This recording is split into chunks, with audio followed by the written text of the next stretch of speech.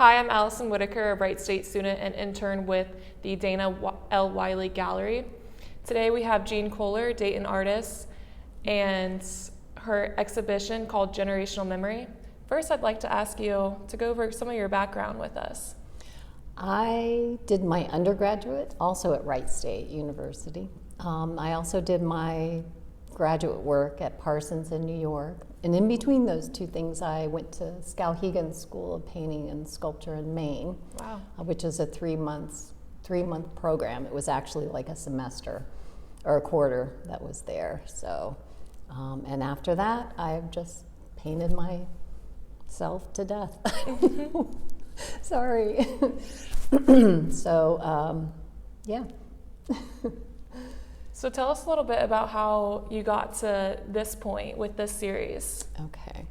So in 2014, I had a residency at Gentel, which I was really grateful for, where they gave us a month of working space and living space in Wyoming. So I traveled out there, had a studio, and certain things happened where we had a big snowstorm. I considered myself a plein air painter at the time. Plein air painting is when you go outside and you paint on the spot. Usually you do something within a couple of hours or whatever the light timing is. And I exaggerate that. I mean, I will go back into a painting several times. And it's just that I did paint from observation looking at my subject and couldn't do that when I was there during the blizzard. Snow was up to my waist. So I had to figure out another way to keep making work, and that is how these strip pieces that are behind me came about. I looked out a window, a single window that I had, and I started recording the color as light, and within that process decided that I didn't really want to paint trees or bushes or identifiable landscape forms. I decided to just deal with the vertical and horizontal properties, which are the basic properties of landscape painting, and reduced everything to just color because I just love color.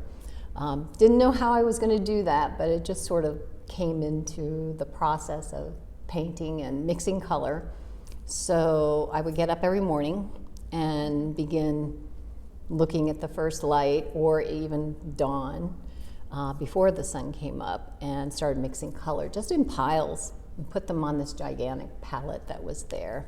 And so all day I did that, and I would make 3 or 4 like piles of color basically. And then once the sun went down, then I would start to put those on paper to document them, which is this process that's behind me. So when I left there, I wish I would have counted the number of strips I did, because I had a ton of them. Brought them home. Yeah.